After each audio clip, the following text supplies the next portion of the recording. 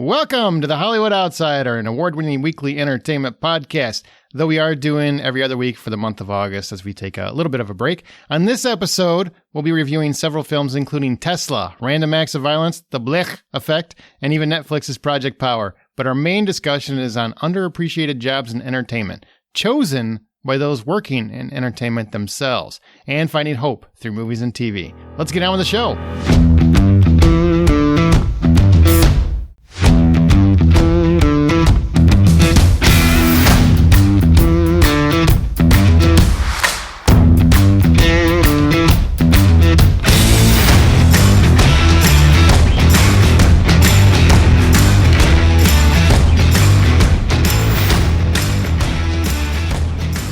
My name is Aaron Peterson. Joining me today, my fellow host, John Davenport.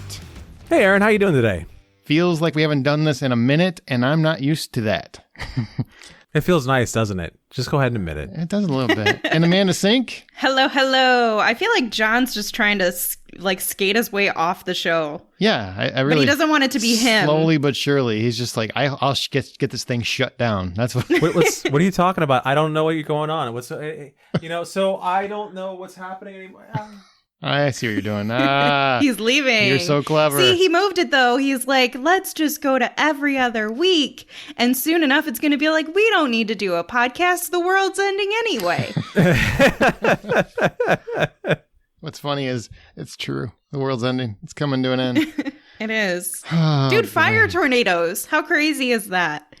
That's a thing, right? Fire tornadoes? It's a real thing that happened in California. It's pretty awesome. Makes me feel bad every time I made fun of all the stuff that happened in Twister, as that couldn't happen, because apparently all that stuff can happen. And worse. Minus the cows. I don't know if that's really a thing. I think the cows definitely happen. Well, they wouldn't look cute and be like, woo, and like swimming through the air like they were. No, it'd be like, ah! You'd have hamburger ready for dinner. Those cows were relatively calm when you think about it. Yeah. Yeah. They were like, oh, this is happening to me again. Again. Like they just left the dispensary or something. Hey, buddy. Yeah. What's up, buddy? How you doing, buddy? Meanwhile, when Hurricane Charlie came ripping through Florida, I talked to a few people who were cattle ranchers in the center of the state. Random? Well, it is random. However, they lost a good amount of their stock because it got pressed up against the wire fencing in the middle of the hurricane. Oh, wow. So it just got squeezed through. I mean, it feels like that. Pretty much. That's a faster process, honestly. You just get right to the point. Feels like you have steak ready. It just got hair in it. Ew. Sorry. All right. Segue. Tony Hawk. There was an interview with the producer. Smooth and breezy segue, that was I may amazing. say. There was an interview with the producer, Ralph D'Amato. Is that correct? Correct. Yeah. Of the new Tony Hawk documentary, Pretending I'm a Superman, which looks at the Tony Hawk video game series. And Amanda did that, and it's in your feed, and it's pretty awesome. Yeah, Ralph was a really nice guy. He's been involved with the video game development from the first one. He went through the first 8 titles, and then he actually worked for Tony Hawk Incorporated as his director of new media. So he's got a lot of experience with the Hawk franchise and brand, and he decided he wanted to venture out and have this documentary happen. So he found the right director, and they made it happen, and it was cool. Very nostalgic. How does it feel to be this close to Tony Hawk? Not close enough.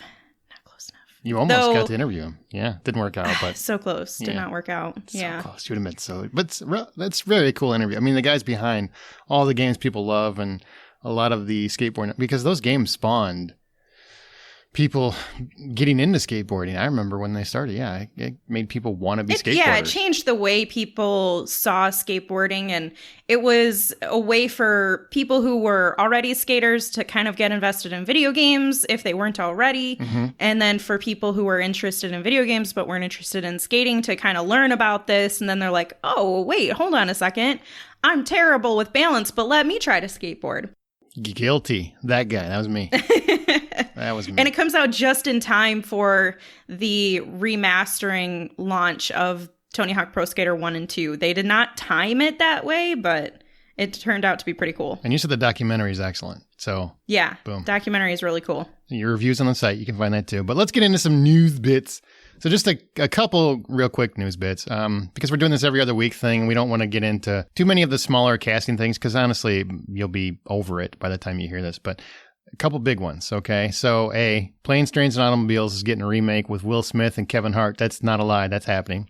As well as an Exorcist reboot. It's weird. Jim Lee confirmed that DC Universe original content will be migrating over to HBO Max. So all those people that have been wanting to see Titans can finally see Titans on HBO Max without having to buy a DC Universe subscription.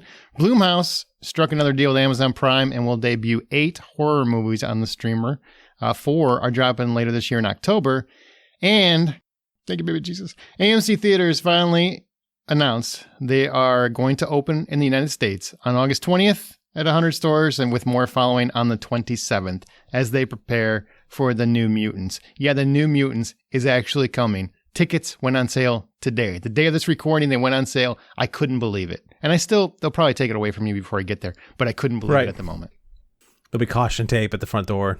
So let's also mention that the first day prices for all of the theaters, their opening day for AMC, they're giving them, since it's their centennial celebration this year, 15-cent prices on the first day.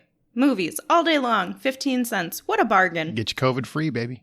That's what I'm saying. AMC Theaters has been around for 100 years? Yeah, apparently. Well, since the original inception that became AMC Theaters, put it that way. All right. Yeah. So if we're talking I assume we're going back to Carasotas. Yes, and that way before then, even before Carasotas. And I was joking. They have done so many precautions to make sure movies are safe. You get like a bumper seat on each side of you. There's like a bumper row. There's going to be people in fumigation suits. All kinds of things. They did the filtration changes and all that stuff too, which I think is really important. Put it this way. If you're good going to your local restaurant, you're going to be fine. Because it's safer in the theater than it is in wherever you eat dinner. Because those people scratch themselves. That's all I'm saying. And then they make your food. Ew. Yeah, that happens. So out of all that stuff, John, what are you most excited about? I'm really excited about the DC content coming to HBO Plus. The whole idea, or actually HBO Max, my bad. Anyhow. Did you say HBO Plus? I did. That was probably the original It's like name. HBO Plus, then it's HBO Now, HBO Go, now it's HBO Max. I get the fact that they want to stick with the HBO title, but come on, let's baseline this shit.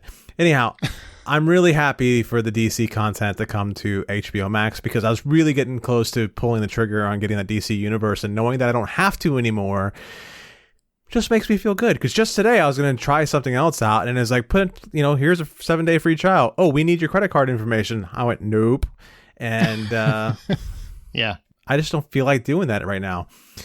But on top of that news, I'm enjoying the fact that Jim Lee's the one who's confirming this news, because just before this news came out, there was news of the big shakeup at DC, the whole production house for DC. And originally part of that reporting was that Jim Lee had been either invited to leave or has left DC as a whole.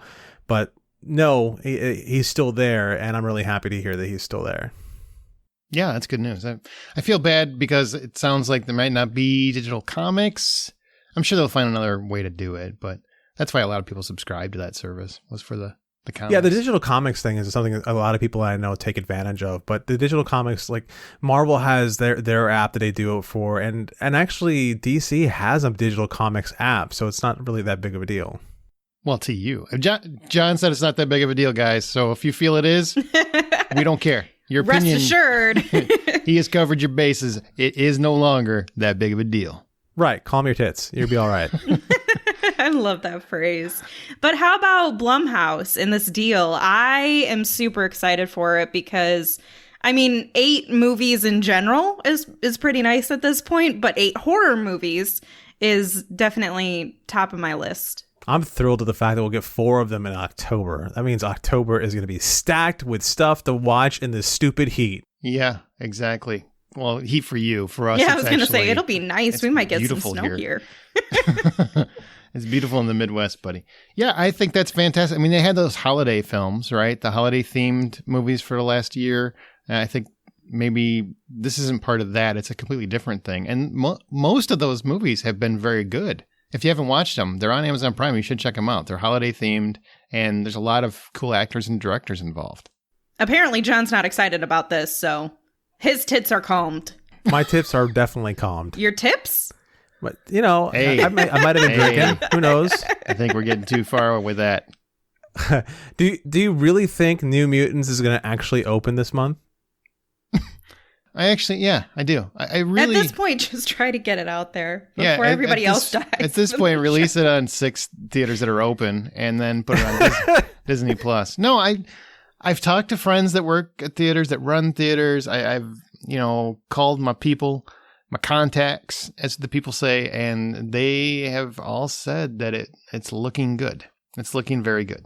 How sad, though, for the actors and actresses who did this movie like 10 years ago when Like they were me. completely different. Maisie Williams. Maisie Williams, Anya Taylor-Joy. I mean, Yeah, she was all of 12 when she made it. Now she's like 34. They were I children, know. and now they're adults and getting married she just and filled stuff. out her Social Security paperwork, which is weird because she's British. Just waiting She for doesn't the live here. movie aged her several years ahead of, like, beyond us. She's already older than I am. It's weird. But yeah, I mean, the thing I loved was that in that Comic-Con panel that they did, they owned that it's been pushed back so many times. But they also showed like the opening 5 minutes of the movie. And I don't know if you guys listened to that episode or not, but I'm guessing you did not. I listen to every episode, like, with bated breath. Just like I can't wait to hear what Aaron has to say, even if I'm not here. I was going to say, was it your episode? You were on it? I was on it, yeah. Then no, I didn't listen. Wow. I'm like always on. Well, you know what? Wow, I was being nice to you, and she just like, Anyway, was not. They showed the first 5 minutes, and I liked it. It's not blowing the Interesting. doors off, but I really enjoyed it. So I'm excited to see it. Worth the wait and anticipation. At this whole point, 5 minutes. let's put it I'm this way. totally in. I want to put this on the record, okay? I guarantee you, at this point, Russell Crowe's Unhinged might be the worst movie ever, but I'm going to see it in a theater, and I'm gonna need to calm my parts. You know what I'm saying? I'm gonna have to adopt that phrase because that's where I'm gonna be at. Because I'm gonna be so excited. I'm gonna be like, that was the most unhinged movie I've seen in forever. My God, what a theater experience! And it might suck. I have no idea. Don't care. Please tell me you had the same experience. So you're like scrolling through the AMC app to figure out what movies are going to be available, and you saw Unhinged, and you're like, "What? A movie I have not seen? That's pretty much I what have did. to see it. Yeah. Buy tickets every day." More like Russell Crowe unhinged his jaw. Oh, To eat himself. All right, so let's move on to something positive. Something positive. And my thing and all that, I'm just happy theaters are opening, and hopefully I can come back and say I saw Unhinged in a theater. I'm just so happy to be able to say that. Good luck, theater owners and goers, and all you people that want to keep throwing in your little gifts about if you go to the theater you're gonna die. Go to hell. I'm just done with you. You don't need to be like that. Don't go. Don't hang out with people that go. There's your answer. Should it? I don't want to hear it anymore. Speaking of, I want to find some hope. wow, that was really dark to transition into a light that was topic. that was kind of screwed my up, Aaron. God. Was it too dark? That was really messed up. Like, do you need to talk to somebody? Do you need a drink? That was like Game of Thrones last season, that crazy episode level dark. That was like, surprise, I'm burning down a whole town. I don't know why you guys are all surprised by this bullshit. Here I am riding a dragon, burning people down like I haven't done this before. Right? Frick. Oh my I don't gosh. understand what they're so... I don't know what they're mad about. Such a great season. All right, finding hope in movies and TV. So it's been a dark year. Speaking of dark, it's been a very dark year. This is 2020. We're not having a great time. And we have been forced to watch so many movies and TV series that I think they're starting to blend together. But in a year full of one setback after another, what do you watch to inspire hope within yourself? Or where do you find hopeful inspiration from movies and TV? Where do you find hope? I am not the best person to start this conversation. I have noticed my watching preferences during this high level of isolation have leaned toward some of the shows that I used to watch or shows that I wanted to watch in the past and just didn't give myself an opportunity. I don't know if it's just because for the ones that I'm rewatching, it's like, oh, I remember when I watched this episode and I chose to stay home in my bed to watch this episode. But I have spent a lot more time kind of in that just very drama driven type of shows. I haven't been spending as much time with comedies, which I think is really weird because opposite that, before COVID, I was watching a lot of comedies, which is normally where I would get a little bit of hope and, I don't know, some sort of fluff in my life. Right. So I think for me, it's just being able to connect with something prior to this to feel like this is still real. This isn't a bad dream. Mm-hmm. I'm still living life. I'm just choosing to stay here. Wow, I have no idea what you just said. However. Oh, okay. It's like you said a whole lot of words there, Amanda. Then you were like, but I like watching shitty stuff. So it's making me happy right now. It's shitty. No, I mean, they're not really the best things in the world, but it's just something to like connect me to what reality used to be. Next thing you're telling me, I'm watching murder shows right now. Yeah. Well, you're not wrong. I mean, all right. Who isn't? Put it this way, if anybody's working from home with their spouse, they might be watching some true crime. They're watching a lot of NCIS. Yeah. Oh, so that's how you do that. All right. Good to know. Tip. It's funny you mentioned NCIS because I have been watching a lot of Criminal Minds lately just as background music. I might as well say stick with music, whatever. Mm-hmm. It's background noise, but I've been watching it a little bit here and a little there. And one of the reasons why I've been I find myself going back to that show is that when they depict the team working together in that show, they almost feel like a family of people who really like themselves, like each other, despite the scary things they do. And I really appreciate the show for that fact and that feeling of family that really it seems to resonate with it. At least for me, maybe I'm crazy. No, seriously, that's partly what I've been watching to try to feel better and hopeful about everything. Is watching shows with characters that I enjoyed where they are kind of a family unit. Like Psych and Leverage and Monk. And shows like that. Prison Break, even Prison Break. Stuff like that. Just because of that familiar bond or that friendship bond, because I think we're all, in my mind, we're all desperate for connections that we can't really have right now. Yeah, no, absolutely. It's one of those things that I miss, and I like today is my dad's birthday, and as we record this, Happy as birthday. we record this, I can't go see him, and I can't go and spend some time with him because he's in North Carolina. Also, he's in he's in his 70s, so me going from Florida to North Carolina to see a man in his 70s sounds like I'm trying to kill him. Sort of. You might get charged. I mean, you're definitely rolling the dice, yeah. And so that's one of the reasons why I watch the show like that. But something to swing the opposite direction than that, which is something that's dark and sometimes scary, but the family unit they have in is pretty good and hopeful feeling. Just straight up comedy is like She's Out of My League is another one of those things that I continuously go back to just to feel close to, or just to like sort of feel like I'm around my friends, because the characters in there, they're mostly cartoon characters, but kind of real at the same time. And I just love the feeling of that whole like romantic comedy aspect of that movie in particular. Yeah, a lot of things with friendships and families. Goonies. I just watched Goonies. Just because it just makes you smile. I mean, for a while I was trying to I think everybody was, catch up on all the shows I haven't watched. I'm going to catch up on all of these things that I haven't watched. And then you get to a point where it's just like, okay, I'm a little TV'd out, to be perfectly honest. And I'm tired of having to watch new, there still is so much new stuff. Even in a lockdown, we still have so much new stuff. And I'm just tired of I just want to go back to familiar and happy and things that make me feel good, that I know 100% make me feel good. Because I'll tell you what, the movies that are on streaming channels haven't been that great. The originals aren't always that great, and they very rarely compare to what I see in the theater. Sorry, it's true. And the TV shows are fine, but I'm just tired of, I got to watch 10 of them or 8 of them to get the whole story. I just want to sit down for a couple hours and be free. And you can do that with shows that you know and you love and that you have history with, and you can get refreshed on it, and it can be background noise, like you said. And also Prison Break, I've been watching a lot of that to help me when I eventually do get arrested for something from all of this. I know how to get out of there. That's why I'm getting tattoos. See, I'm a little different. I did not get TV'd out. I didn't get TV'd out. I actually caught up a little too fast. So I ran out of my new shows or shows to catch up on, the ones that I was already established into. And then I decided, you know what? Instead of watching all of this other stuff that I wanted to watch, very seldom did I watch something brand new to me. I was just going back, I think kind of similar to what we're all saying, to something familiar.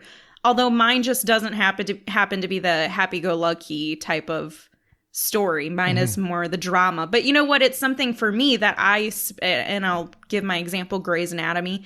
There's 16 seasons of it, so it definitely spanned a good portion of my life of watching it. So it's like I can connect back to all of those times of rewatching those moments that were holy crap, or, you know, just, I think we all like to remember where we were.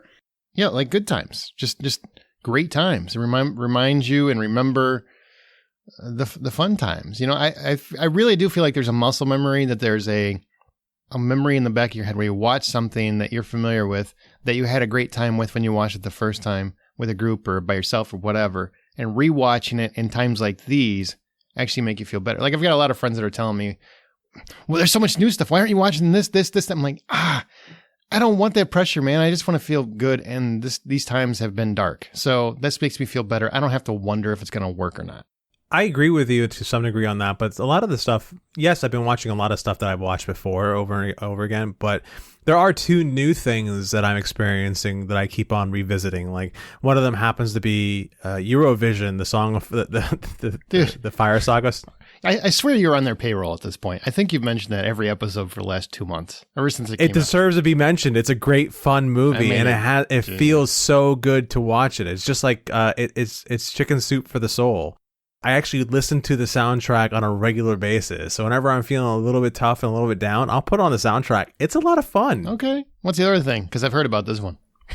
Oh, the other one you've heard about it too, which is Schitt's Creek. That show is like a warm, fuzzy pair of socks, as my wife likes to say, where you can just put it on after we've watched the entire series, and you can just put it on, and you'll always catch something that'll put a smile on your face and just make you feel good. Yeah, no, that's a great example. Back to what Aaron was saying about, I don't know, just kind of the psychology of nostalgia. It's kind of sounding like there is definitely something there where we're connected to, you know, over time, it's connecting back to ourselves. So, you know, if we watched The Goonies, maybe, for example, for you, Aaron, you probably watched that when you were a kid, I'm guessing, right?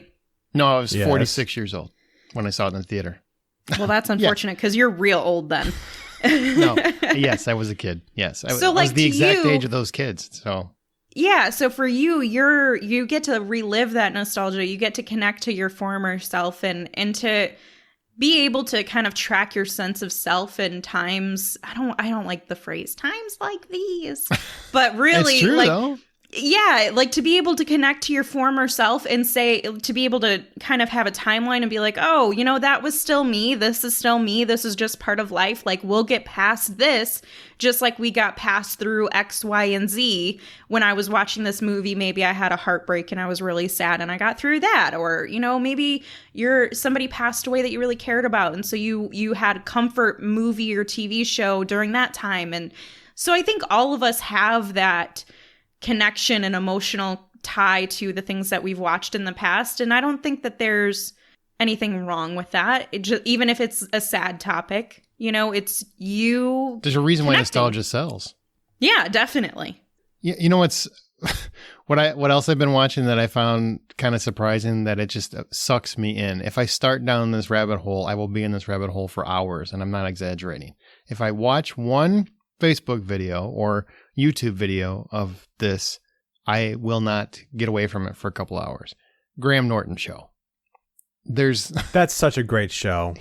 There is nobody in entertainment that interviews people as well as he does and makes it feel like you're actually learning something new about somebody. Because everybody else is just canned responses and, you know, basically scripts. They're just answering the same thing in it's the reason why we don't really interview actors here, because it all sounds the same. You'll hear it everywhere else. Why waste time? But when you watch Graham Norton, man, everything feels fresh. It feels new. It feels candid. It feels like they're putting their careers at risk by answering some of these questions. And it's just fun. It's always fun. And I will start watching a clip and I will just keep going. And they're always like 4 or 5 minute clips. And the next thing you know, I've watched John Krasinski 3 different versions of him. You know what I mean? It's just like, it just keeps going. I love it. Absolutely love it. I'll be honest, and it's probably my age. I've not had a lot of investment in this show, but I feel like you're selling it to me. Go find it. He even makes Where have you been watching it at? Facebook It's videos. BBC. Oh. But it's on BBC. It's also on the BBC. Yeah. You'll even find a new level of Tom Cruise. Like, he has fun. Like, every actor that goes on there, I don't care how Tom serious. Cruise fun? What? He doesn't jump on any couches, but he's still fun. But That's another level. whoever he has on his show, he finds a way to make them fun and funny and doing weird. I mean, like, and he even makes them very uncomfortable. There's one episode where he made Zac Efron go on a stripper pole and basically balance himself. And Efron did not want to do it at all. You could tell, but he finally goaded him into it, totally like peer pressure. And then, I mean, it was just one of the funniest moments and also extremely impressive. That dude can just lift himself up to the side and it's amazing to watch. Big fan. Muscle. You were really paying attention to his muscle. He was wearing a full suit. So it's not like you could see his muscle. I was just I'm like, wow, that's impressive. Because I tried to do it on a pole in my basement and I took down part of my house. So not easy to do, Efron. Good job. Don't try that again. Don't try that at home for sure. Anything else for hopeful movies and TV you guys can think of that you've been? All right, let's move on then. Our show is independently funded. Therefore, all of the expenses are from our own pockets, and Patreon helps fans support their favorite podcasts. And also, if you guys like, go in our group or on Twitter and recommend what you're watching to stay hopeful. I kind of want to know what you guys are watching. Maybe we'll check some of that out. Patreon. Once you sign up, you get immediate access to all the content in your respective tier. Welcome, Stefan Drummond. Thanks for your support, our new Patreon supporter. Now that you understand, now that you understand what it is, if you want to support the show, go to patreon.com/The Hollywood Outsider. That's patreon.com/The Hollywood Outsider. You sign up, you get immediate access. We just had a Marvel versus DC debate that I thought was very interesting. And there's always bonus shows and bad movie nights coming back next month. So there's a lot of cool stuff. Now I've got some spoiler-free reviews. First one, Random Acts of Violence. All right, so Amanda watched for Random Acts of Violence, and that's a pair of comic book writers begin to notice scary similarities between the characters they created and horrific real-life events. This is written and directed by Jay Baruchel and stars Jesse Williams, Jordana Brewster, and Jay Baruchel's in here. So, Amanda, you got to check this out.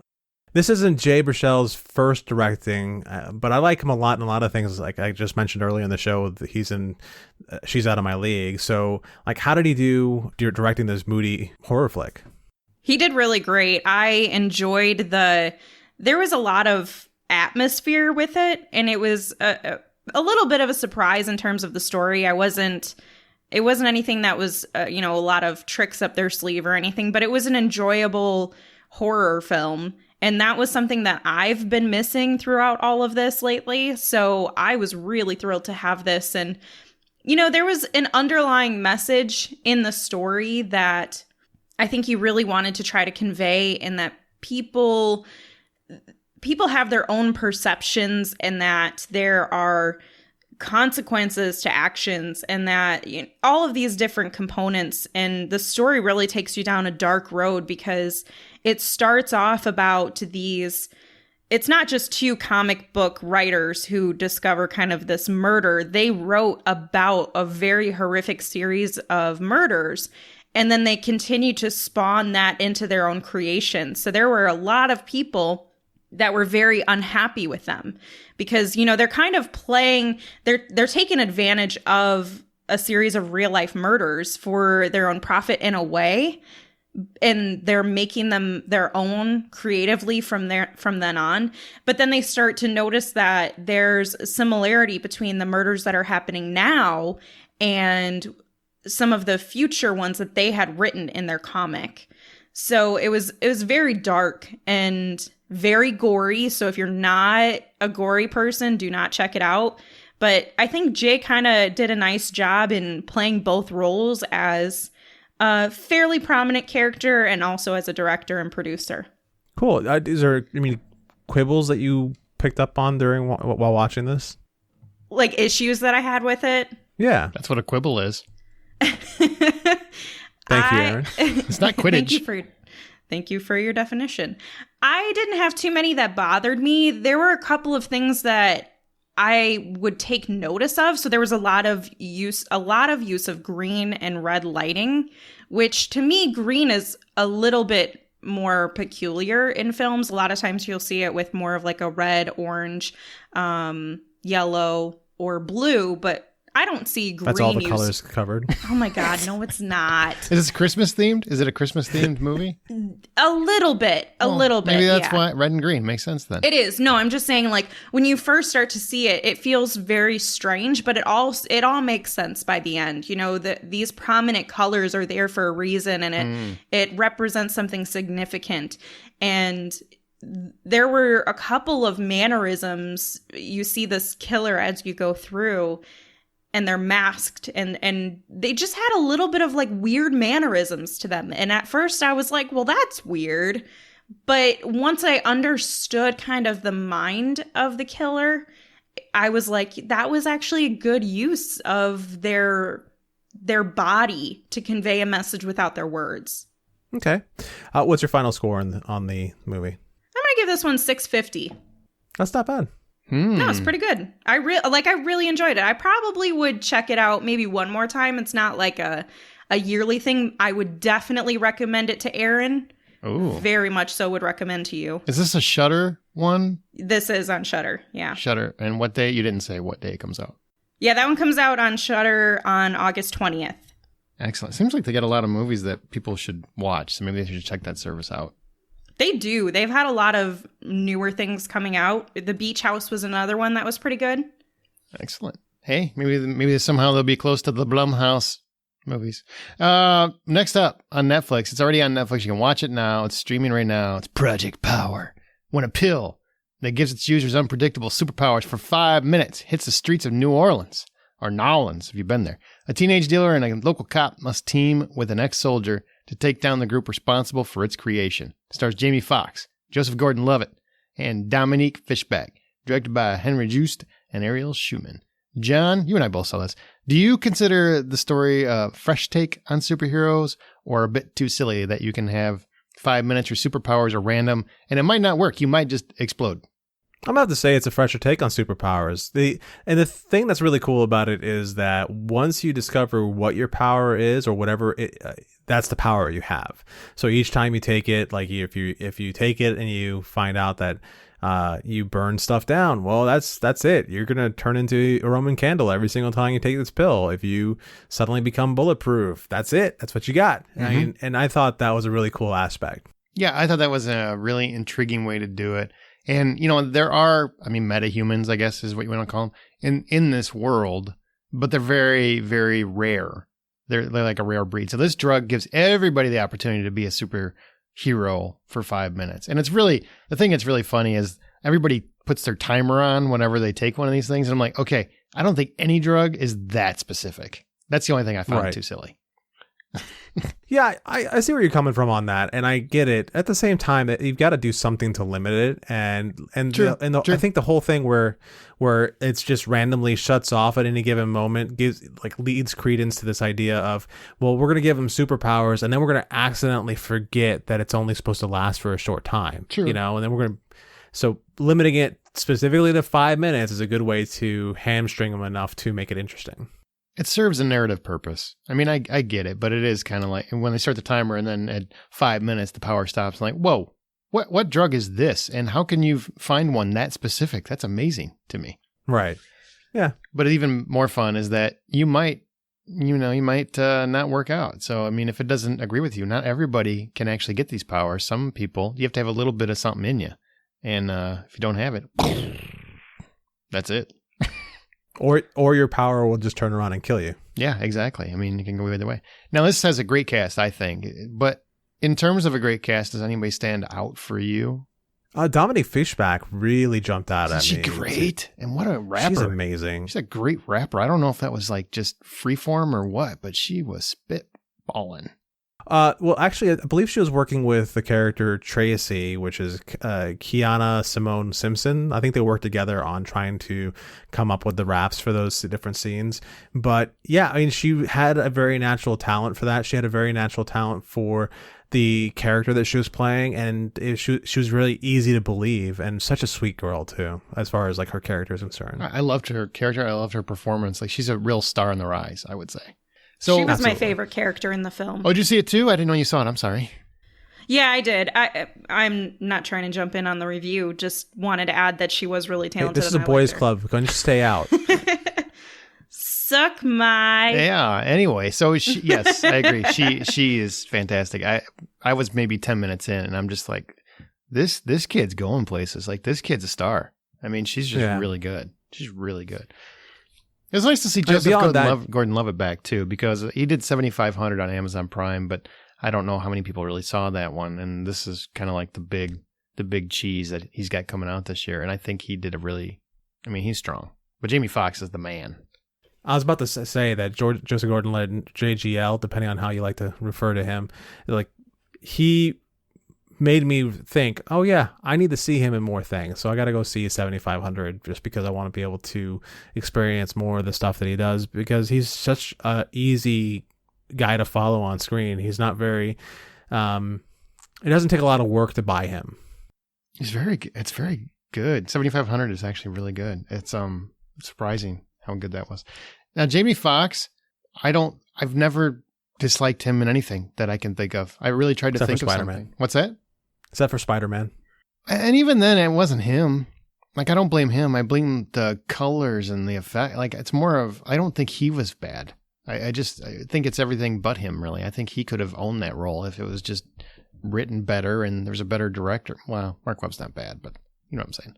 So it was fun to see him. Like, this is his wheelhouse. Like, this is like swagger, ass kicking, also a little bit of comedy, a little bit of warmth. Like, the guy can play anything. He's really, he's just multifaceted. And this, even though it's kind of an action superhero-y kind of movie, he gets a chance to drop some layers, which was nice. No, it was very nice to see the way he did it. Not to give too much, but his character has an aversion to everything, and it's fun to watch him play with those aversions as that the character has. Mm-hmm. So it is. I mean, you can't really ask for a better person to be in that role. No. So why should people check out Project Power? If you were going to tell somebody this is why you have to watch it, besides the plot, which we already talked about, what about the movie? You know, today we are really inundated with superheroes and the idea of having powers and the idea of being better. And this movie kind of takes those and reminds us that it's not always something that's better. It's actually a detriment. And at the same time, it has a great feel for what we were talking about earlier. It's a great movie if you're looking for something that can make you feel good, because the characters go through something and you go through that trip with them. And then at the end, you feel relieved and happy to have gone through the trip with them. Absolutely. And I would add, this Netflix original selection that we normally get, I usually go, oh boy, it's pretty good for Netflix, or it's good for Netflix. This is a movie that I would gladly see in a theater. And I think eclipses it's good for Netflix. Like, this is a good movie. This is a really good movie. I had a lot of fun. Score, fantastic. In terms of what the movie was, like, it really kept the movie amped up and moving forward and motivated you to want to stick with it. A lot of times Netflix movies lose me, or I just think they're okay. This is a really good movie to me, and it's fun. I mean, there's nothing wrong with having a fun. I saw a bunch of people picking it apart because it's this, it's that, and it's shot. You know what? It's fun. It is a fun movie, and I think people will enjoy it. So, if $10 is the full price of admission, John, what do you give Project Power? I gave it $7. Amanda, what did you give it since you saw it? Probably about 6. Ooh, well, I gave it 8. I had a blast. Oh, wow. I loved it. I absolutely loved it. All right, now we're on to the Blech Effect. Well, that's one way to say it. Is it Blech? Just Blech? Yeah, it is the Blech Effect. Well, I really like Blech. So David Blech wanted to be remembered for creating an industry that saves millions of lives. Pornhub? Is that what it was? No? Okay. No, more like AIDS and cancer and stuff. I mean, if you want to go that route, whatever. Instead, he finds himself in $11 million in debt, struggling to keep his family afloat, and awaiting a possible jail sentence. Mental illness and addiction are the powerful nemesis that threaten to bring down the one-time biotech titan as he races to develop a potential cure for Alzheimer's disease that could reverse his fortunes and rebuild his legacy. Now, Amanda, this is a documentary. Comes out when? Comes out August 27th. On video on demand. Digital. I believe, right? Yeah. So, as a documentary, like, what really matters, I think, most is this. Did you find the story being told compelling? I did. And one thing that I think the description is not putting enough emphasis on is that this story is not just doesn't just have little elements of mental illness and addiction. Like, that is a large portion of the story, because at the very beginning, they're telling you about his bipolar disorder. He has ADHD. Oh, wow. He has a 14-year-old son who has autism. He literally can't even shave his own face because of his shaky hands and depression. And there's a lot of things that go into this, and a big role in his jail sentence, or awaiting his jail sentence, is that the crime he committed, which was basically stock fraud, sort of, he was manipulating. It was stock manipulation. He found this one place, and he had been doing stocks for years and years and years. And his dad did stocks, and he always said, I'll never do this. And then, of course, he did, and became so addicted to, in his manic state, seeing the numbers increase and not realizing that it was actually him purchasing more when it starts at a penny for a stock in this organization or in this company, this biotech company. And then it's all of a sudden it's 5 cents, and it keeps growing and growing and growing. And he was borrowing money to be able to fulfill this addiction. And those people wanted their money back. So then he sold the stocks. And because he was the one increasing the stocks, it was considered manipulation. So he loses all of this money. He throws it down with his addiction, his gambling, but also his bipolar disorder really enhancing his desire to fulfill this need. And it just became this very unfortunate cyclical thing that he found a really hard time getting out of. And seeing his absolute depression in the documentary, where he physically cannot get out of bed. He's talking to his wife. They have a great relationship in terms of speaking to each other and communicating. And I guess he's always been very blunt. And he's telling her, like, the weight of all of this is suffocating me. And I mean, he's saying, I'm paraphrasing, he has more intense words. He's saying this while the camera's there, while he's laying in bed. He physically just feels like he can't move. And for those of us who've had depression, you know how that feels. And it's just very real. And it's a very large part of this story. And that was what kept it so compelling, because you have his story compounded with his son's story of autism. So that sounds beautiful and all, but I'm just sitting here going, I wish I could borrow $11 million from people. Well, he made a lot of money. So him and his dad and his brother, they founded a company when they were younger, and they got into biotech. And then it just kind of went from there, and they became millionaires. You know, they were in Forbes 400 richest people in the United States and all of this stuff. So he had acquired that wealth, and then he started using it with his gambling addiction. And then he would get some money, and then he would lose some money. And then he'd say, oh, I need to borrow some money to be able to take this stock. And so it was just this really bad roller coaster of finances. And is the story absorbing the whole movie? I mean, is it involving the entire... It is. And okay, it does. And you get to see and learn a little bit about the technology that's being created that can potentially help with Alzheimer's, and, you know, does all of these other amazing things. So if you're very much so into the sciences and understanding how some of this has progressed, they really put a lot of information in here for only like an hour and a half documentary. All right. If $10 full price of admission, what do you give the Blech Effect? I'm going to give it $5.50. All right. Now we're going to move on to the last review, and then we're going to get to our topic. Don't you worry. But this is Tesla. All right, Aaron, you got to sit down and watch Tesla. To give everyone an idea what it is, a freewheeling take on the visionary inventor Nikola Tesla, his interaction with Thomas Edison and J.P. Morgan's daughter Anne, and his breakthrough in transmitting electricity and power and light. This is directed by Michael Alamerdia. I butchered that one. And written by him as well. Aaron, I'm just going to let you go ham. Go ahead, man. Yeah, it comes out August 21st in the theaters, as well as, I believe, video on demand. And I just want to say, don't. There you go. There's my review. Just don't. I would call this movie Don't, the movie. Yikes. It's and what's funny is, like, I'm not going to give it an awful score, just a score low enough that you know that you probably shouldn't see it. So here's why, okay? Nikola Tesla, freaking brilliant. We can all agree, brilliant man, right? Yeah, Right, sure. yeah. I mean, awesome. Electricity, power, Yeah. heat, All the stuff you love. elephants. All the stuff you love. And, he has a great life Did story. you say elephants? I did. Did he make He elephants? created elephants? Is he God? No, there's a anecdote about how Oh. he murdered an elephant. Yeah. Oh. Anyway, the guy has a fascinating life story. And if you could look at his Wikipedia page and you would know that. You would feel that. You would be like, wow, what a fascinating story. And what's funny, you could Google search it.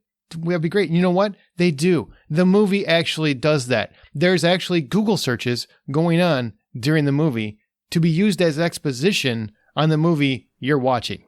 Sounds very John. What? Yeah. Well, Just kidding. You use Bing. I know you use Bing. It's fine. Anyway, back to the Oh. movie that I'm trying to talk about. The way you worded that, it sounded like I was the problem. Sorry, Aaron. I just ruined your review. Don't worry. I don't think you can ruin this movie. So here, any more than it already has to himself. So you have the film, which has a great story to tell that people don't know, because everybody knows who Thomas Edison is. All people think about Tesla is the car. Is this Elon Musk? What is this?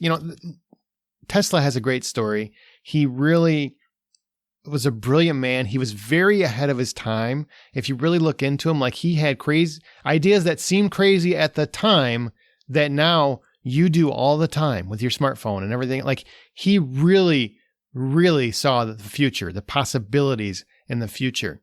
And unfortunately, he wasn't always he was too cavalier. He was probably a little arrogant, and he never has a sense of humor, etc. There's a lot of factors to why his success he didn't achieve the levels of Edison. He didn't play the game. He wanted to do everything his own way. There's a lot of reasons. But the movie doesn't do a very good job of conveying that. Instead, you get exposition in modern times from characters that are actually in the movie. So you have actors in the movie that are actually giving exposition during the film. And like Eve Hewson, who plays Anne Morgan, she's actually also sitting down telling you about what Google searches you'll find and what Wikipedia pages there are out there on Tesla. And it's so annoying. It's very annoying. It's like they tried to infuse the modern world into the film because they know Tesla, they know that Tesla saw the future and they want to connect the two. And I get what they're going for. I just don't think it works at all. And at one point you actually get Ethan Hawke in character karaokeing Tears for Fears. It makes no goddamn sense, like 0 cents. And if that ruins it for you, I don't care. I just saved you. I saved you some money. Now I want to watch it. Because of Tears for Fears? Karaoke? Okay. I just think that sounds bizarre, and I feel like I'm missing out on life if I don't watch it. No, I'm saving. You know what? Yes. I want you to watch it. I want everybody to go watch it just to get to the Tears for Fears thing so you can understand how bonkers this movie is. And I can't say the acting's bad. I don't think the acting's bad. I think the actors are very good. Ethan Hawke makes some weird choices because he never comes across as Serbian American. He mostly just comes across as Ethan Hawke, who's very sullen and sad. That's really who he comes across as. And it's just too much exposition, too much modernization, not enough focus on Tesla himself. There you go. Did it kind of feel like you were just listening to friends having a conversation, trying to figure it out? And you have those friends and they're like, I don't know, let's just Google it. And then they start talking out loud what they're finding on Google. No, they'll have a scene and then they'll cut to the actress talking about what you can find on Google. Hey, guess what? I could do that if I really wanted to. I'm watching the movie, so I don't have to. So this is like actual movie, and then they use like almost documentary-esque moments. It's like they cut to a woman sitting at a computer telling you about it. This is not good. It's weird. It's an odd choice is what I'm going to go with. In my written review. Okay. There we go. That's all I got to say about this. All right, Aaron, I don't think I have to ask you this, but what is your final score? 450. Wow, that was much higher than I expected. I'm being respectful. The acting is not bad. There's some odd choices, but I really found some positives. Kyle MacLachlan plays Edison. I think he does a fine job. Eve Hewson, who I mentioned, I think she's actually captivating. Like, there's some fine performances here. But the screenplay is not good. You know what? Let's move on to some new releases and see what's coming out. So you guys, like next week, we're going to have off unless we get really excited about Unhinged. You never know. But coming out on August 21st in theaters after, it's already playing in some parts of the world. After a confrontation with an unstable man at an intersection, a woman becomes the target of Russell Crowe's rage. And if you've seen Russell Crowe lately, you wouldn't be too surprised. And if you don't like it, I guess you could say something, but then he'll get all, are you not entertained? And then he'll come after you. So I don't think it's worth it. The New Mutants. I think I can outrun him. Wow.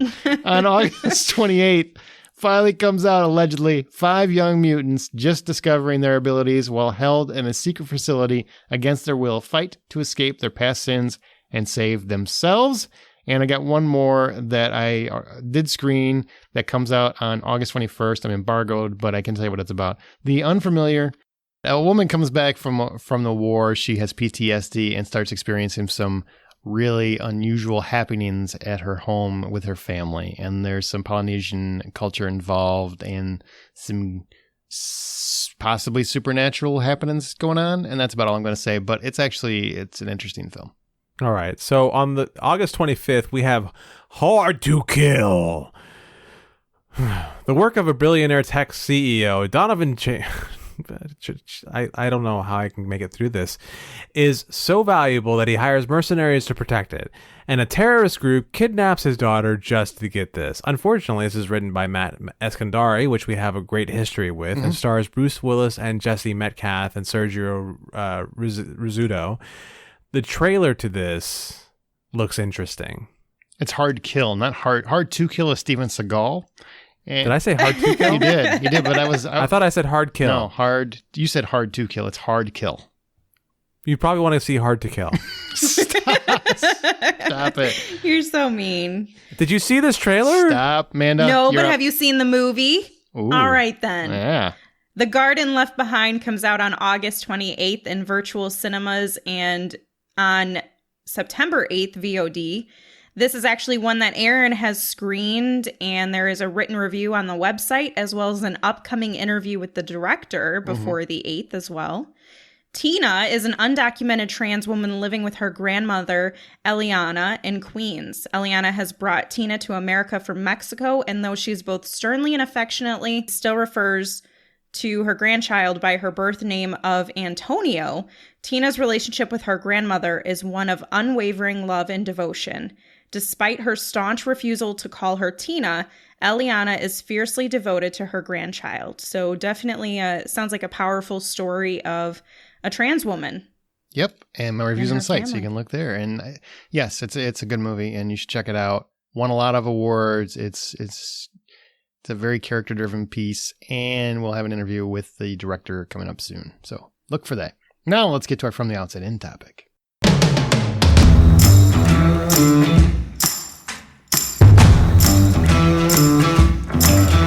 Okay, so every time we have our topic, we try to keep it fun and light and just talk about, have a good discussion, but we wanted to do something a little different this week. We've been wanting to do it for a little bit.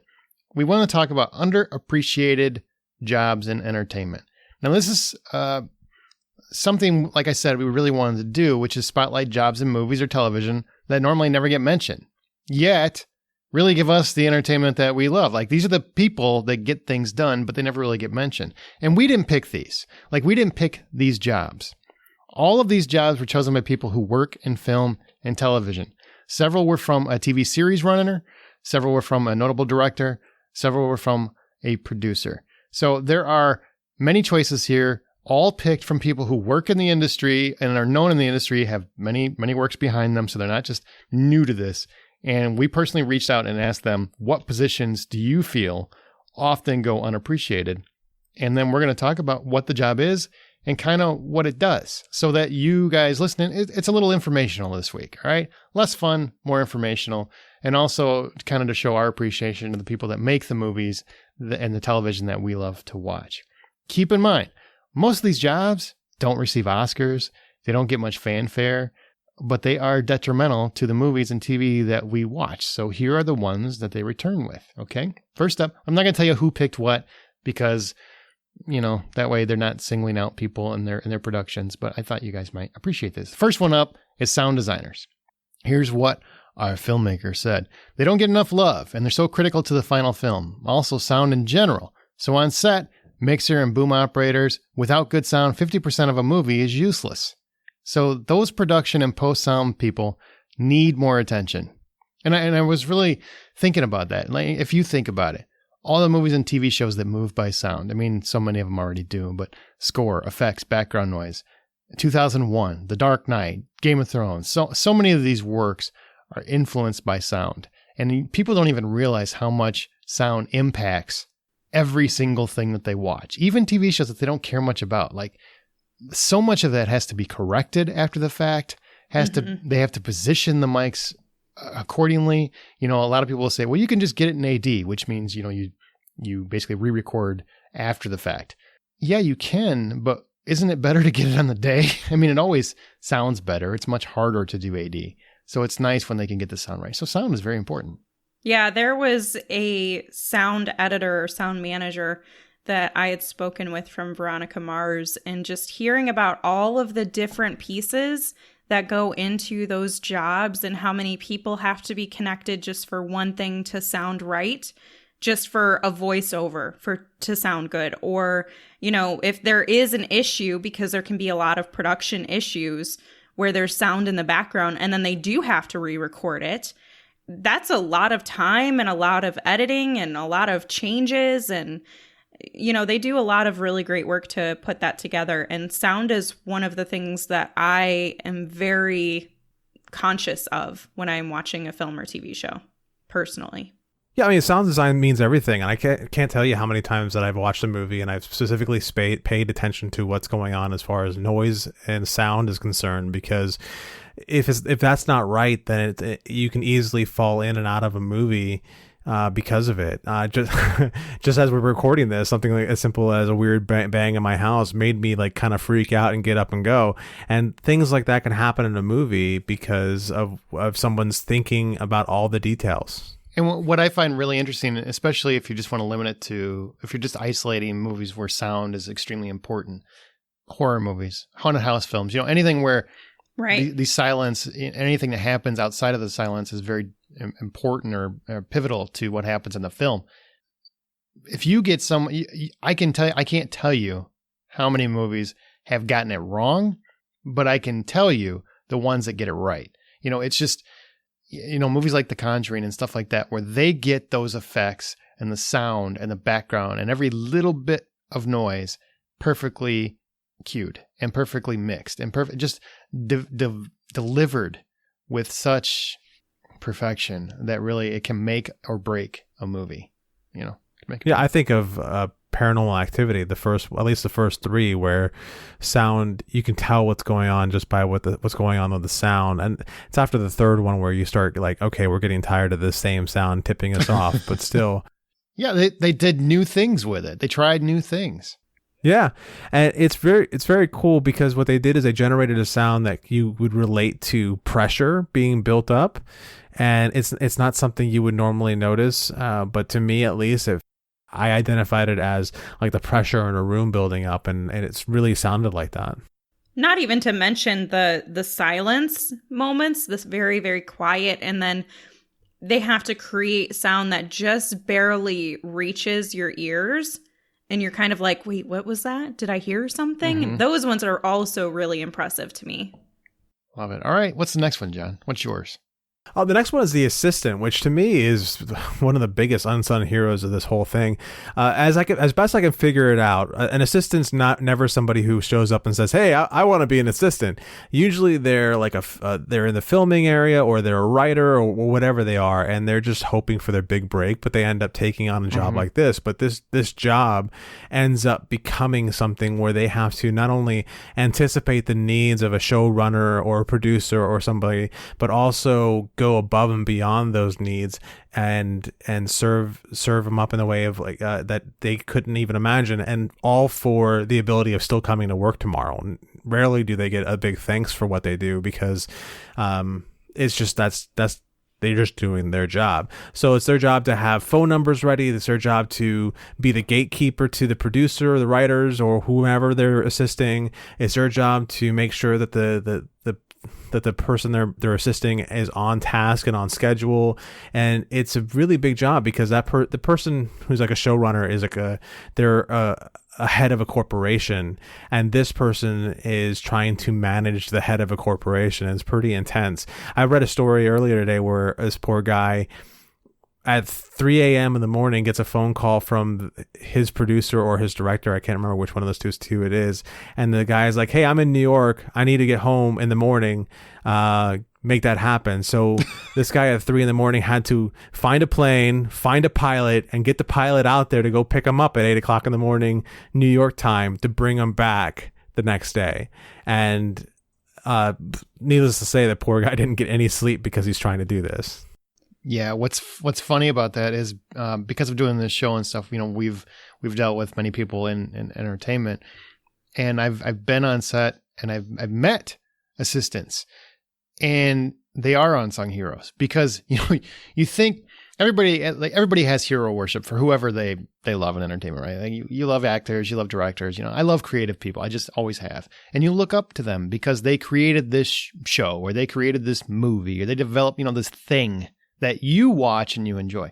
And you're thinking, God, they made all this happen. And they do. I'm not taking anything away from them. But when you see what the assistant does and how that person, the creator, would not be able to pee if they didn't have this person to help them find the bathroom at times. And a lot of it is because they're getting pulled in so many different ways. And the assistant is who balances it out. Like they're the person behind the scenes really making sure that they can meet all the demands that the person has. I mean, it's a very important position that gets zero respect in a lot of circles. And I think that's in any industry. It is, absolutely. Corporations all over the place. Anybody highfalutin. And you just have that person that is kind of like your backbone. I don't want to say your best friend, but like the equivalent of your partner. It's your work partner.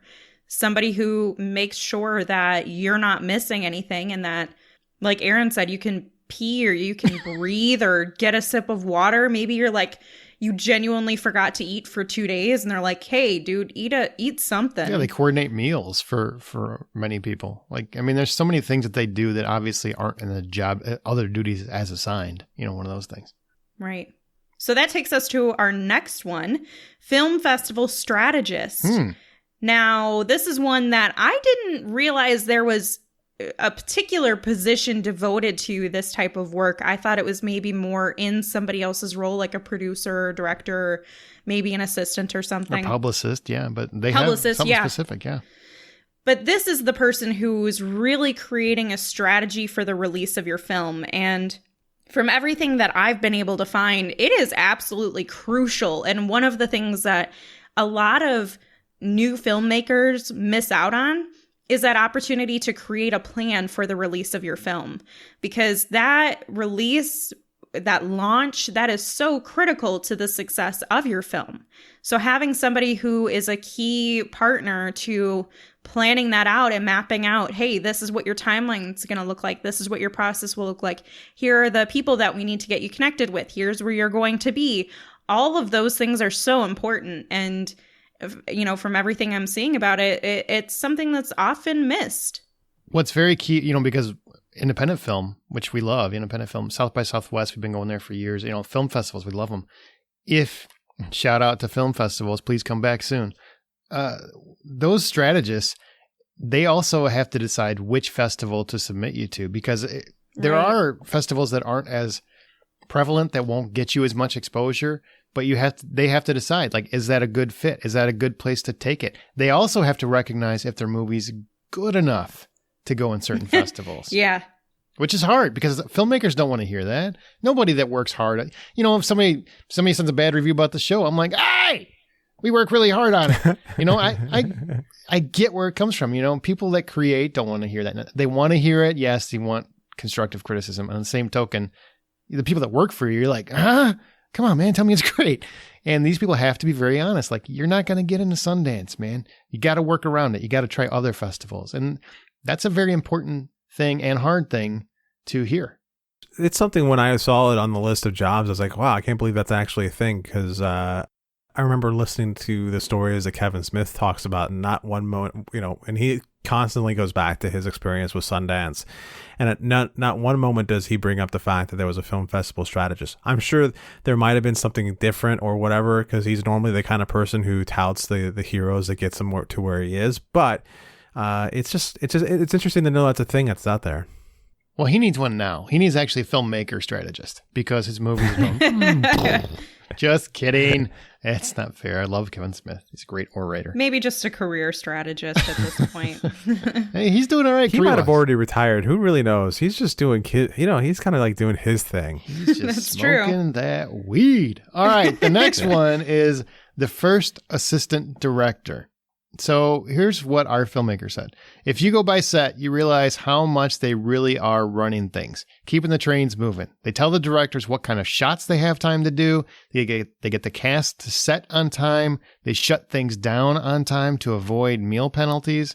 A good first director can really, really keep you on budget and keep the director on schedule, or allow you to go over on hours and throw the whole schedule off. So it really depends. I mean, they have a ripple effect. And by the end of the week, if a director isn't kept on task, you lose several hours, which could ultimately be a few scenes. So when you think about it in that perspective, a first assistant director is very similar to an assistant, but they're also somebody who has the eye. They know what needs to be in process. They know what needs to be done, and they keep things moving to achieve whatever their goals are. These are very important, more so in television. They're still important in movies, yes. Big budgets, not so much, because they have a lot more money to play with. But in television, the schedules are so tight. I mean, they have to do one episode every 8 days or something like that. They need somebody that keeps all of the filming tight and on schedule. It's a very important job.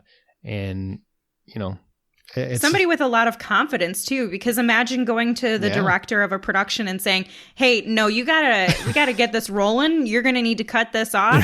And they're like, but we need to get the magical moment. They're like, you've got about 5 minutes to get that magical moment, or I'm going to shut this production down because we're not going to go over on hours. And it's like, okay, you have to be bold to feel confident enough to take that up with your boss, basically. Can you imagine being the guy that has to tell Tarantino to shut it down? I mean, I need this scene. Let's try this out, Suzanne. Hey, Scorsese, can you speed this up a bit? Hey, I'm Tarantino. I know. I'm calling you Scorsese because you got to be somebody better. Just shut up and get going. Wow. I don't think you want to hire John. It's an important job. A very, very important job. Yeah. And the funny thing is, while you were talking about it, is that you actually made it sound like our fourth job, which is the line producer. The line producer is somebody who comes on to a job, is one of the first people who's hired on, and he brings in every aspect of production. He's the one that brings those people on, and he's the one who manages the budget, manages when everything gets shot and produced and pushed. And he's, I have a list of things. So pre-production, they set up production companies, they manage the budget, they recruit personnel. During the production period, they oversee daily production, communicate with first AD and the unit production manager, coordinate equipment rentals, facilitate last minute. Post-production, they communicate with post-production supervisors, manage budgets and salaries and editors and blah, blah, blah, track deadlines. And then on delivery, they create deliverable schedules. So it's like, how is this one person's job? Sounds like somebody who has a large background in financial and organizational management, because they have to be so right. They have to be I don't want to say rigid, but they have to be so in line with everything, and they have to be able to manage everything. And it sounds like it's a lot of numbers when you're talking budget, and it's like an accountant mixed with a mob boss, or that too. Yeah. But you know what you find fascinating, especially by going to it was actually the fifth job. I think you forgot about my sound mentioned, but that's cool. I get it. I'm just looking at the numbers as they are on the sheet. I understand. This is why you need an assistant. So, yeah, right. That particular job, or actually all of these jobs, I mean, it's showing how much everything we watch is so much more of a team effort than people realize. I know people get excited when a Tarantino movie comes out, or a Scorsese movie comes out, or Spielberg movie comes. When a Nolan movie eventually comes out, people get excited. And they want to see that filmmaker's vision. And this is important to remember, that it's not just their vision. I mean, yes, it's their vision, but there are 1,000 people that make it happen. And these are just some of the jobs that keep that train on the tracks so it doesn't derail, which I find. Just wait till we get down to the grips. Yeah, that's volume 4 of underappreciated jobs in Hollywood. So let's move into our next one, number 6, the script doctor. It's actually number 6. 6. Yep. Yeah. Good call. Yeah, she was keeping track. She would make a great assist. Actually, she would make a great creator. And then you could assist her, so she would get screwed up and fall off schedule. Oh no, this sounds terrible. I would make a train wreck every single turn, you know? Yeah. So a script. I'd be too busy being like, hey, can you read my script? Can you read my script? Look, it's really good. Can you read it? I know it's in crayon, but can you read it? Can you imagine being, I mean, that's not the takeaway, Amanda, I'm sorry, but No, you're fine. just think about, because all of these people that are doing these jobs want to do other things, and like they're using it as a stepping stone. They probably all have screenplays in their pockets and all these, and they can't really just bring it up. So they're just waiting for that opportune moment. And you know, the creator, the director, whatever, is just waiting for them to bring it up too. And they finally take it out and say, hey man, I was thinking about, oh, now's the day. Today's the day you're going to bring this up. And that's got to be a scary experience. You know, when I was doing my research on the assistant, I found this whole article where a guy had been an assistant for a long time, and he was actually a screenwriter. And so he was talking about how he would do these 14 to 18 hour days, go home and try to like make sure he had enough energy to write a script. And then he played into this whole idea that there's a rule as to when he can finally present the script to his boss, which you can't do it right away when you prove that you've done a good job, or you get that plane flight out of nowhere. You got to wait till the guy goes, all right, let me see your script. Well, I'm sure everybody's different too, right? And to be fair, those creators and whatnot, they get that all the time. Right. All the time. And, you know, what people don't realize is a lot of times they can't even look at it because of lawsuits and everything else. Like, I can't look at your script. I can't look at your thing. Because if I ever write anything like that, I'm screwed. Speaking of writing, sorry, I didn't mean to take away. What's the next job? No, you're good. 6. The script doctor is a writer or playwright hired by a film, television, or theater production to rewrite an existing script or polish specific aspects of it, including structure, characterization, dialogue, pacing, themes, and other elements. Now, our filmmaker said most independent filmmakers don't even consider seeing their work being changed or criticized by others, which is one of the biggest mistakes. Every script needs the feedback from as many people as possible in order to be in tip-top shape, and a script doctor helps with cleanup and finalize the script after all those passes. So a script doctor is significantly important to making sure that when you do decide, hey, I'm going to throw this in the ring, I'm going to tell my boss, here's my script, that it's up to par, that you don't have these floating, one of the things in terms of script in screenwriting in general, if you are kind of up and coming and you're not going to be the director of the film, more than likely you're probably not, you're just trying to sell your script. Mm-hmm. One of the things that script doctors will advise you is that you don't include any of the camera shots or very specific things that the director would want their vision to be part of. You're really just telling the story. You keep the elements out of it because the director wants to be able to look at that script and say, I can see myself doing this with this, this, and that. They don't want to see your, I want to have a pan in or something like that. So there are many different script doctors out there that do varying levels, whether you just want someone to review it or you need someone to take it and cut it apart. There's people out there who do this for a living. So it's really incredible what they can do. And it's very, very difficult as a writer. I'm a writer and I don't like people messing with what I write. It's a very hard thing to do because you put your own vision into it. But then if you've actually seen what a script doctor can do, it's very impressive because their job is to fine tune it. It's kind of like you get a car, you might, I don't know if that's a good analogy, but let's say you built something. Okay. You built a deck.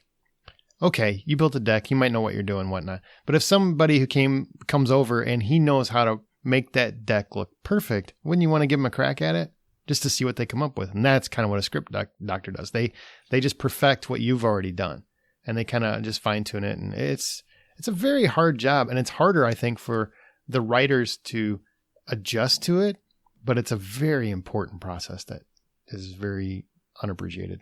Well, like, I mean, if you have this scene in your script and it really serves no purpose, Yeah. they might ask you that you might need to cut it out, and you're like, why? No, this is the moment that inspired me. And they're like, okay, but how is it connected to the rest of the film? What is it actually doing to advance the story? And if there's nothing there, they're going to recommend that you take that out. I mean, if you want your script to sell, those moves sometimes have to be made. Paul Thomas Anderson needs one of those. Just the guy who made that Family Tree movie needs one of those. Yeah. There we go. There's. I can. Did you ever sit down and watch that one? No. We listened to your recommendation to not. Mm-hmm. So thank you. Mm-hmm. Totally skipped it. Yeah. Anybody else got that song in their head? I saw the script doctor and boom, boom, boom. No. Just me. No. Okay. Just me. Just you. All right, guys. Last one. This is a very important one, and maybe you might think it's a little bit silly, but I think, and the filmmakers thought, because of the ones that actually picked it, that editors don't get enough credit, both in film and television. Editors make performances, and a lot of times people say, I know lots of editing already gets a lot of appreciation. I don't think you realize how much it doesn't, because if you've ever seen, and you can find these things, if you've ever seen a performance before it's really edited, and then you see it afterward, you see how much a great editor changes an entire performance. Because some can be very, very bad.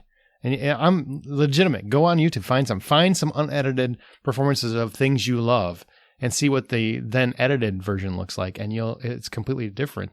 Because editors can hide terrible acting. They can hide bad choices. Actors, even great actors, make bad choices. They can hide any of that, and they don't get enough credit. They can hide bad production value. Stuff like The Room could have been saved with a great editor. Well, let's not go that far. I don't know. It could have helped. Nothing could have hurt it any more than it was, Aaron. Those 2 15-minute love scenes that you were throwing in there. Cut them down to 1 minute, and I think we could have been fine. Less ass, and I think we'd be all right with that. Oh, whoa. That was a selling point. They can hide bad acting. They can hide bad writing by just lifting scenes that you thought were critical, but realize they sucked once it's finally made.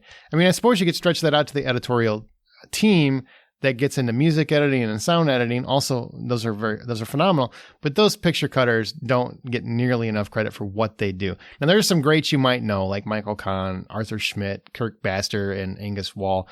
But most editors you've never heard of. You just have never heard of them. And sincerely, I mean, both in film and television, what they do is insane. And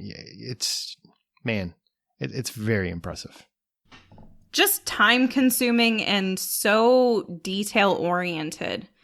To make something, Aaron has a lot more sense of this than I do, but podcasters who edit podcasts have even just a sense of that. And it's so much work to make something sound so seamless and just take out all of the garbage that shouldn't have been there.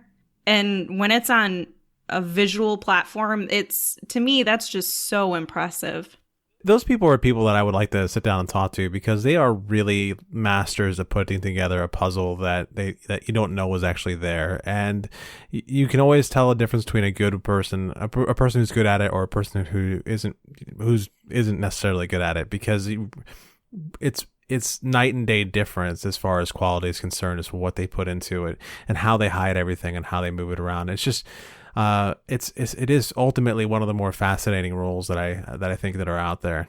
Well, they have to know the film well enough to know what should stay and what should not without messing with the vision and the intention of every scene. And to me, that's a lot of pressure.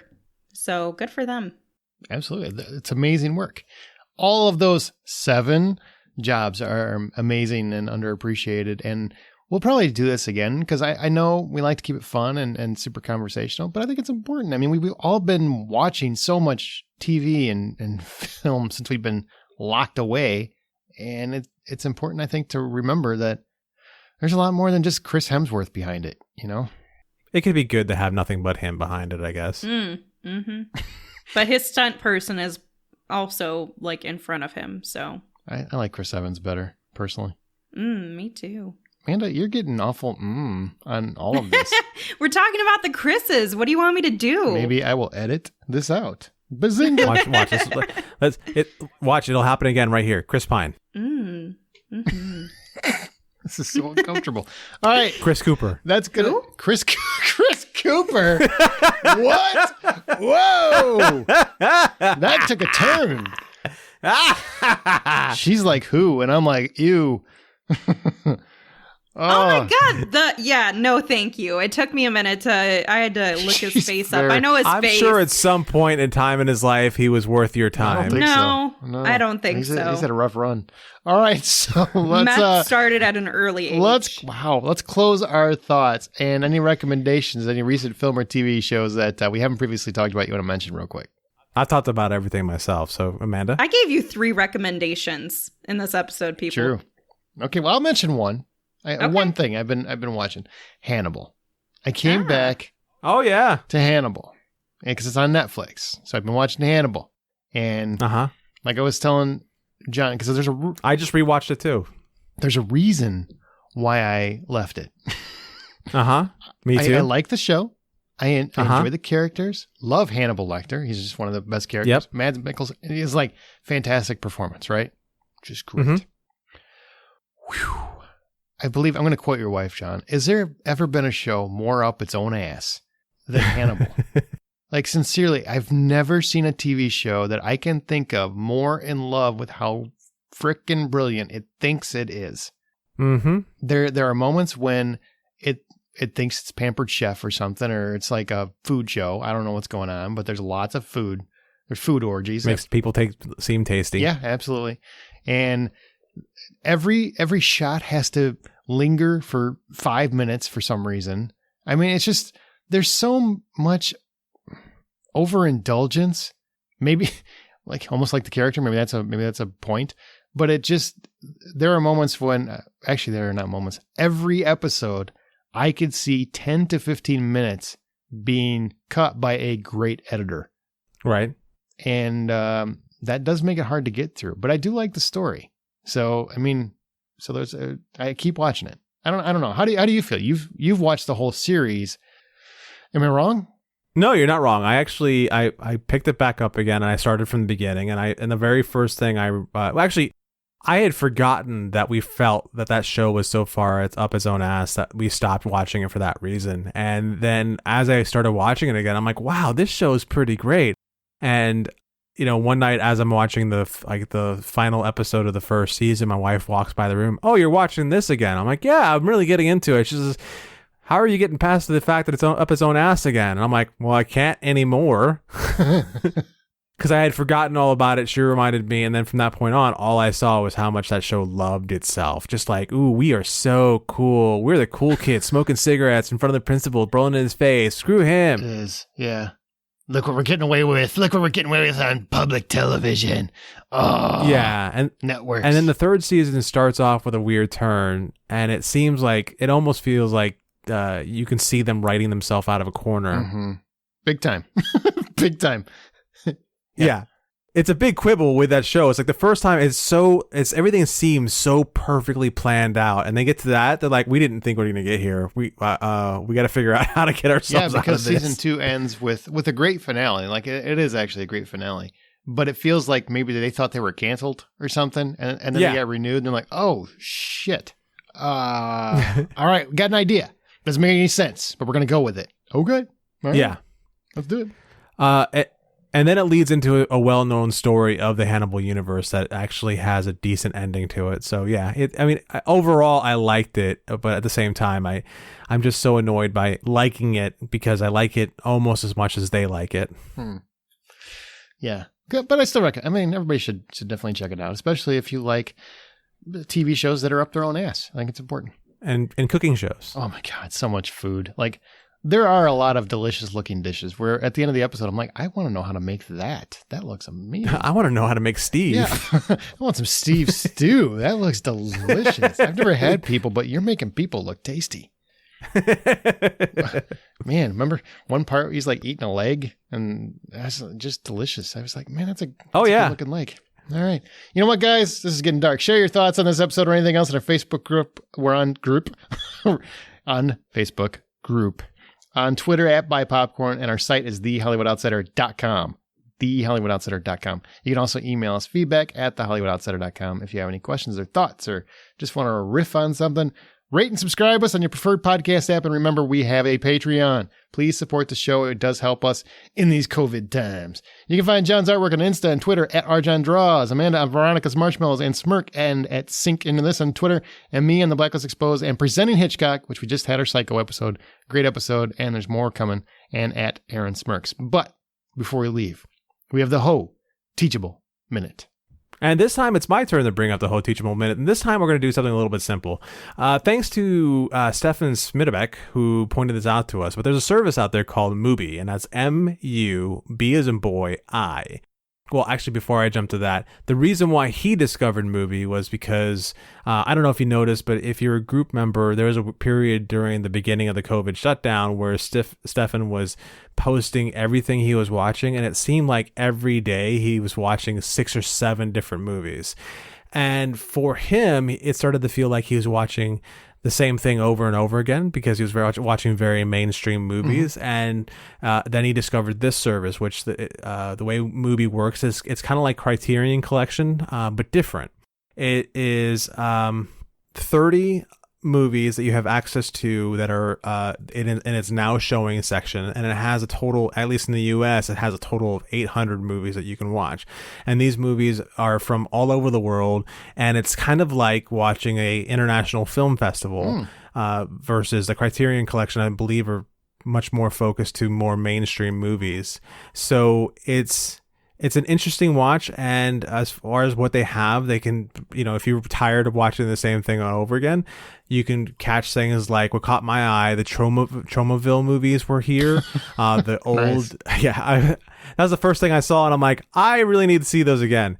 And then they had the Nosferatu movie, that one was very cool to check out, and a number of movies like that. And that's Mubi, is it like Mubi.com, or is it actually an app? There is an app, but it's Mubi.com. M-U-B as in boy, I. All right. Thanks, John. And thanks, Stefan. And that's going to do it. Remember, we're not going to have a regular episode next week, but I'm telling you what, I might see Unhinged, and I'm seeing Empire Strikes Back, Amanda's seeing some movie. I don't know what could happen. We might pop on for just an Unhinged review. I don't know what's going to happen. It's craziness. It's insanity. I don't know. But we'll definitely be... Cats and dogs living together. Mass hysteria. Remember, guys, the next time you head to a theater, we're done here. Buy some popcorn.